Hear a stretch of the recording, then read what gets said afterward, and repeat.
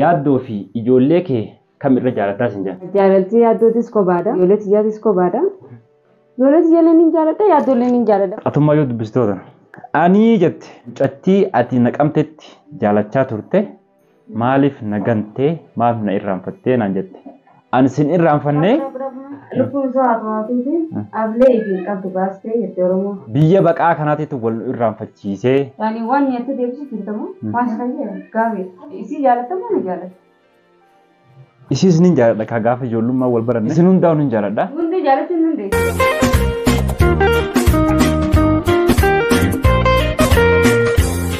Assalamualaikum warahmatullahi wabarakatuh. Ashama harka funee daawwattoota hordoftoota keenya jirra jirtu nageenya keessan badhaadha. Assalamualaikum warahmatullahi wabarakatuh. Daawwattootaa fi hordoftoota keenya jirra jirtu alhamdulillah. Ramadaan ni galakee jira. Rabbi nagaan haa gaggeessu. Rabbi nagaan walitti nu adeebisu warra baranaa kan bara hedduu kan badhaadhinaa kan gammachuu Rabbi nu taasisu namoota bara dheengaddaa wajjin soomannee wajjin iida goone ka arraan tan jirre baay'eedha. Isaanis Rabbi ramataa godhuu fi nuufillee Rabbi ramataa godhu warra baranaa ka bara hedduu Rabbi sinaa taasisu. Yaaddoo fi saadaa waan barbaadan gaafii barbaadan nu gaafadhaa isiniin jenneeti suuraa maxxansinee turre naaf saadaa waliin taaneeti. Ammoo erga suuraa maxxansinee bubbullee jirra dhiifama nuuf godhaadha. Anaa miti kan isin tursiise saadaatu nu tursiise. Daawwattootaa fi hordoftoota keenya dhiifama naaf godhaan jira. Wanni kana turreef iidaatu dhiyaate ichi deemuu waa bituu ijoolleef kana bituu yaani waa hedduu jira namni waan qabu biiziidha ninu dhiifama naaf godhaan isin jira daawwattootaa fi hordoftoota keenya. Dhiifama yoo gootanis isinii namoonni tokko tokko biyya kana keessa turanitti fakkaata. Soomanni biyya sanii akkamitti soomana jirtanii akkamitti dabarsu jirtanii mee waa'ee soomanaa san keessaa tokko nuuf ibsi.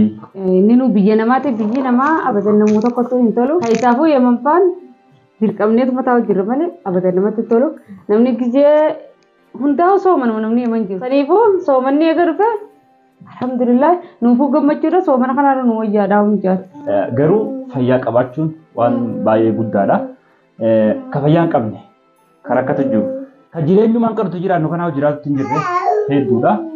Kanaafuu Rabbi haa galatu alhamdulillah jechuu barbaada daawwattoota hordoftoota keenya. Waan jedhan sagalee bineensota yookaan bineeldota keessaa akkasitti tolu tokko nuuf jedhi jedha. Sagalee kam jettame kam dandeessa? Ati akka beekamu ijoollee baadiyyaati ijoollee magaalaati miti. Ijoolleen baadiyyaa sagalee bineensotaa kana guutuutti ni beekan. Gurraan dhageen beeka malee takkaa sagalee itti mukarre yaani sagaleedhaan takkaa jalaa jee itti mukarre bineensa keessaa kam jaalattee waraan jettee waraabessa jaalatta waraabessattuu sodaadhaamu sagalee isaallee dhaguu fuumee sagalee jaalattuu siin jedhe saadaan waan beektuun qabdu isin nama waa beekuu miti nama sammuu yaaduu miti. Wallahi kaisaan hin beekadhu. No veo miti na moya tu itu kata kamu. Hinarin sorry. Sorry. Sorry. Wallahi mungkin juga kalau kita cari baru. La. La mai dia tahu ana Holland tadi maafin jaka sih.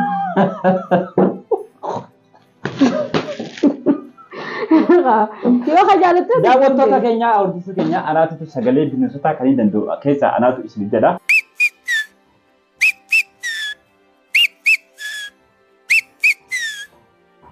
Simbira kan itu tokko jira. Biroo bariisa kaatee guutuute. Sagalee indaqoo isin jechuu ni danda'a. Lukkuu dhaltuu jalaa yeroo shumburbutee risaan dhufee ilmoolee jalaa fuudhe. Osoo gaa isii agarte. Gaa agartee. Callisi kaamati hin beeku jetteemi ittiin galin.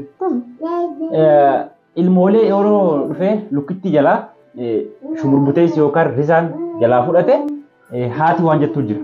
Kukkutee fuudhe ilmoo abbaan qabneen guddiseeti isin. Inni beekadhu fiigee baqatee jira beekadhu. Abbaan ijoollee sanii baqateeti bakka biraa taa'aa jira. Isin maal jetti kutkutee fuudheeti. Kanaafuu sagalee kormaati isiniif hin jedha. Kormaan yeroo iyyuudhaaf deemu jedha achi booda sagalee baay'ee sagalee kiyya baay'ee bareeda. Isinitti silaa isaatti hin bareedu isinitti immoo baay'ee takka bareeda natti fakkaata. Mee sagalee re'ee nuuf jedhime. jechuun dandeessu. Danda'e. Ati waan beektu hin qabdu. Nama beekuu hin qabu. Ani sagalee lukkuun isin jedhee waan lukkuun gaafa gadda isii ittiin ibsatu isin jettus isin ibsatiin jira. Gaafii baay'eetu nu gaafatame. Gaafii 189 nu gaafatame. Gaafii 189 keessaa gaafii 21 isiniif deebise. Innetti qophooyinee kun akkanatti as baanee jirra. Gaafiin tokkoffaan nu lamaanii fi sa'aadaa moo yaaddoota dursee jaalala gaafatee jedha. Ati na gaafatee?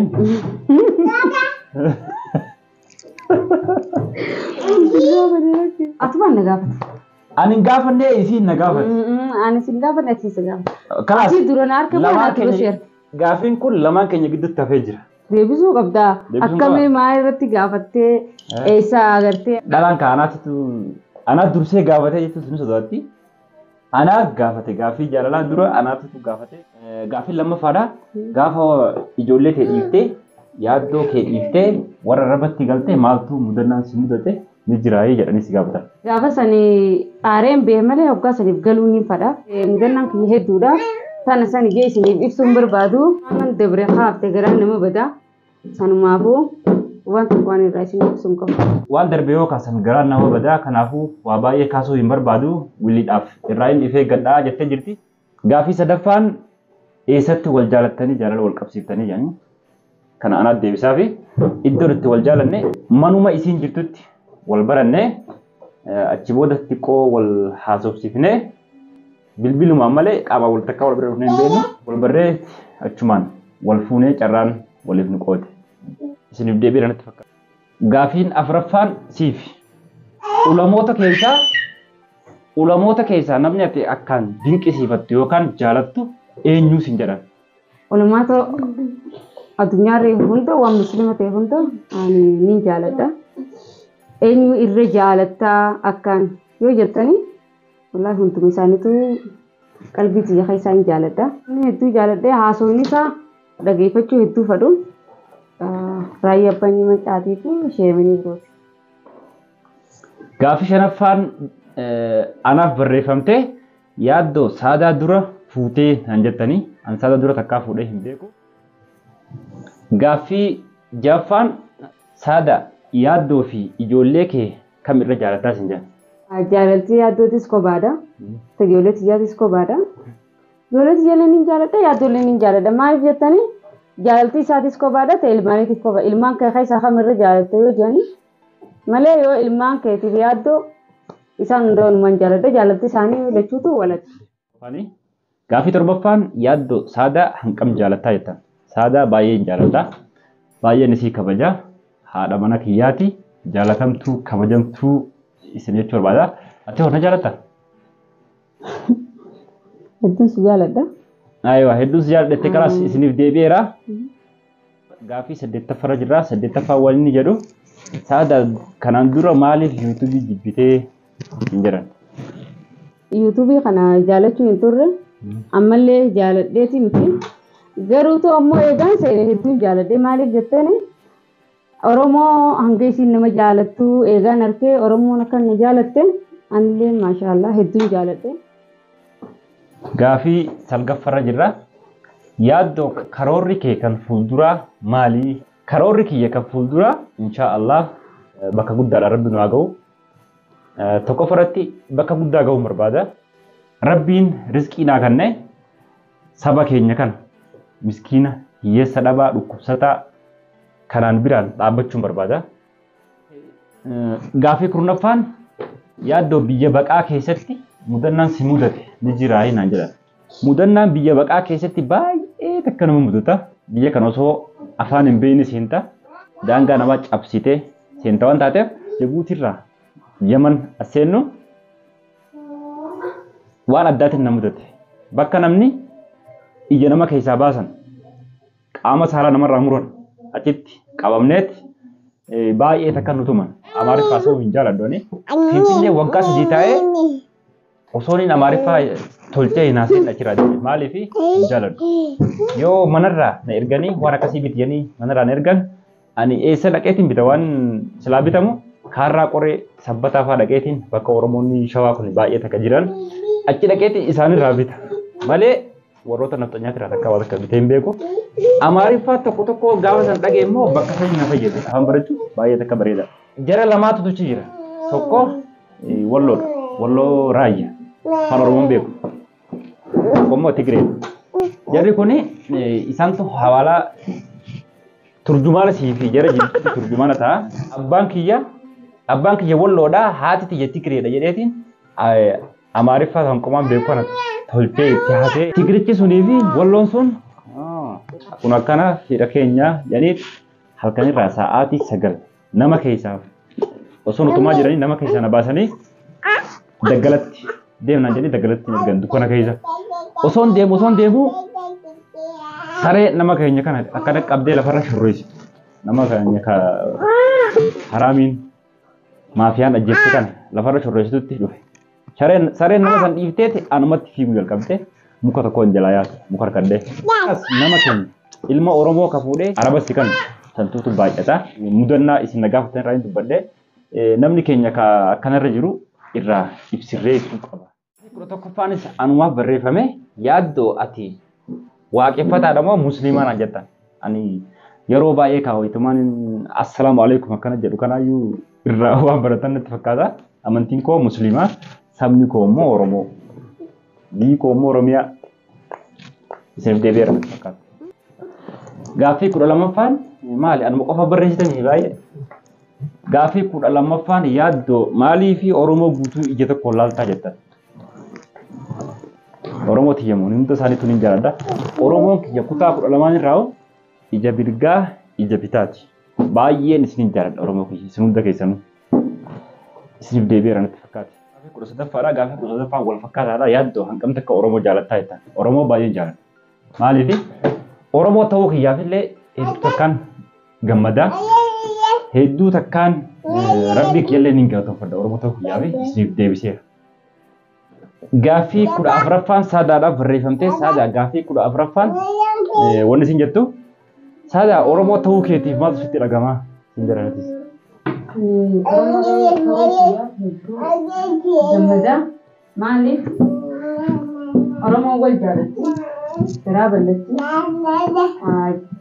rakkoo fi balloo keessatti illee waliin darbitu kanaafuu hedduun gammachuu qaba Oromoo ta'uu. Deebistee jirti. Harka dhaaf gaachuma.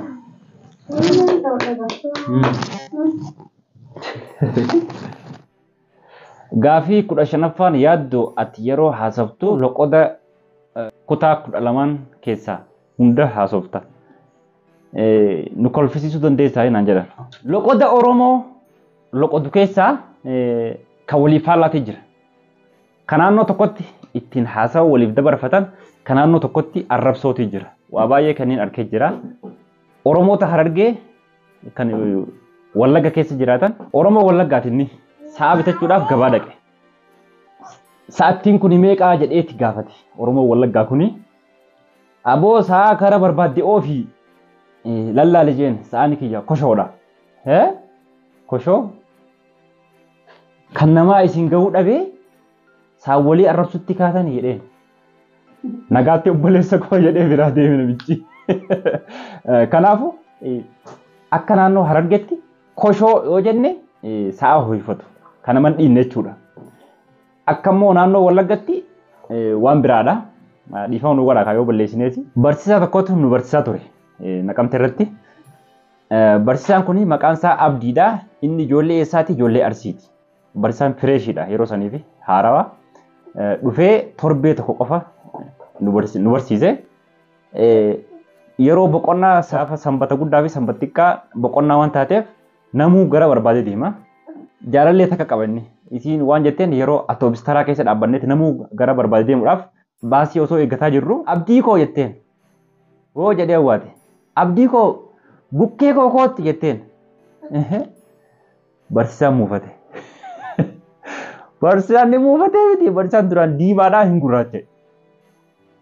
Abdii koo bukkee koo kootti hin jenne maal kan dhageessisuu barbaadda jedheen. Loqonni waliif naannoo tokkotti ittiin fayyadaman naannoo tokkotti arrabsoota. Bukkee jechuun naannoo Arsiitti waan addaadha. Kanaafuu loqoda itti wal arrabsoo osoo hin taane wal barsiisuun dirqama jechuu barbaanneeti. gaaffii 16ffaan siif barreeffamte saada. Ati woboo deeggartamoo bilisiqinaa deeggartaa sin jedhan? Kanuma nu dhaabbate deeggar. Kami kan nu dhaabbate? Woboodha. Woboodha. Kanaaf woboo deeggartaa jechuudha. Galatoom. Gaaffii 17ffarra geenyee jirra. Baay'ee takka gaaffii ari'aa jirra. Atummaa yoo dubbistootan? Ani jette namoota baay'eetti si laayikii godhe mucattii ati naqamtetti jaalachaa turte maaliif nagantee maaf na irraanfattee naan jette. Ani sin irraanfannee lubbuun isaa haa ta'uuti ablee itti qabdu baastee jette Oromoo. Atillee nu so'ettuuti gaaffii namoota nu goonee akka kasii irratti ibsitu. Abaleetitti wanni inni si irraanfatee minaa si deebisa. Atillee intala Oromooti. Garuu wanni si irraanfatee isaa jaallatee adarra yaanii yoo ammallee jaallattee sirreessi jiraatte baara yaabbattee dhufuu dandeessa siin jedha. Ati garuu immoo gaaffii si qaba isii jaalattamoo ni jaalatta? Isiis ni jaaladha ka gaafa ijoollummaa wal baranne. Yaani ammaan baana malee ijoollummaa namoonni jaalataasi sanbira kutamtee jirti. Amma isiin bare. Waan ammaan si jira. Amma isiin bare. Isiin jette yaada isii. Ibsattee meesii yaada isii. Sillee yaada qabsiisuu qabdi. Isiin fagoo jirti amma biita. Laa fagoo hin jenne bara. Fagoo haa jiraattu. Fedhii haa jiraattu. Ati manni jaalattamoo isii jaalatta? Afaan goota kan wanni hin jennu jaalattamoo isii jaalatta? Deebiidha. Isin hundaa'uun hin jaaladha. Hundi jaalachuun hin deessu gaa. Hundi jaalachuun hin deessu ta'e gaafiidha akkuma deebisuu qabdi. Amma isin jaalatta? Isin lamaanuu Oromummaa keessaniif isin hin jaaladha. Oromummaaf nu hin jaalatin. Oromummaan baan. Oromummaaf nu jaalatanii beekaan illee isin hin jaalatta Oromoodha. Ani wanta jaalattamoo isin jaalattamoo? Sin jaaladha kalaas. Haala jechuun maal jechuudha? Siin jaaladha. Laa siin jaaladha. Siin jaaladha. Haadara jechuudha. Siin jaaladha. Siin jaaladha. Silleen hin jaaladha. Siin jaaladha. Ma jaalatta? Gaaffii 17ffaan isiniif deebi'ee jira. Gaaffii 18ffarra jirra. Iddoon dhaloota keetii eessaas hin jaalladha? Iddoon dhaloota kiyyaa. Iddoon dhaloota kiyyaa Oromiyaadha. Oromiyaa keessaa eessa yoo jettan Harargee Bahaati. Harargee Bahaa keessaa eessa yoo jettan Haramayaa. Haramayaa kaa iddoo bishaan daakan san ni beeytanii. Gaaffii 19ffaan loqoda hunda loqodii jettan. Maal kan keenya mitii kunis? Nan dubbadha ooti. Maal haasawaan Oromoo kanuma keenya mitii ree keenya moo? Kuni jimmaadha. Abboo kennaa hin qaanna kaaboo maal nu gochuu heeddanii? Arsiidha. Nan dubbadha dhiisba maal taatanii isin ijoo? Wallaggaa. Ijoo nan dubba'ame ijoolee meetiin jedha akka nan dubbadhaayu. Shawaadha. Boonurraa uskaa dubbatuutti hin jira. Ayyoo. Harargeedha. Kanneen kana fakkaatan isiniif yeroo biraatti. Yeroo biraa qabadhee isiniif dhufuu hin danda'a. Ani loqoda hunda ni danda'a. Gaaffii 20ffarra jirra. Gaaffii 20ffaan yaaddoo haadha kee moo abbaa kee caala jaalattaa naan jettanii jirtan. Haadha koos nan jaaladha. Abbaa koos nan jaaladha. Hundi isaaniiyyuu ija mirgaa ija bitaati. Gaaffiin 21ffaan sadasiif barreeffamte. Haadha kee moo abbaa kee moo yaaddoo caalaa jaalattaa jedhan? Jaalatti haadhaa kophaa. Haadha abbaatis kophaadha. Abbaa mana keetiitis kophaadha. Abbaa mana kiyyaallee ni jaaladha. Haadha abbaa kiyyarree hedduu jaaladha. Gaaffiin 21 immoo yaaddoo ati Wallagga moo Harargeedhaan jettan? Harargeetti dhaladhee Wallaggatti guddadhe. Wallagga irraa eessatti guddatte jechuun keessan Wallagga Bahaa magaalaa Naqamtee achitti guddadhe. Kanaaf daawwattoota hordoftoota keenya gaaffiif deebiin keenya asirratti xumuramee jira. Koomintii jalatti harallee isiniif hin jedha. Namni saadaa jaalattan lakkoofsa 1 barreessaa. Namni yaaddoo jaalattan lakkoofsa 2 barreessaa isiniif xumurree jira. Gaaffiin keenya ka isin gaaffiif deebii isin nu gaafattan asirratti goramnee jira. Gaaffii biraatiin hanqa walitti deebinutti. Assalaamu alaikum warahmatullahi wabarakatuh. Nuuf jiraadha.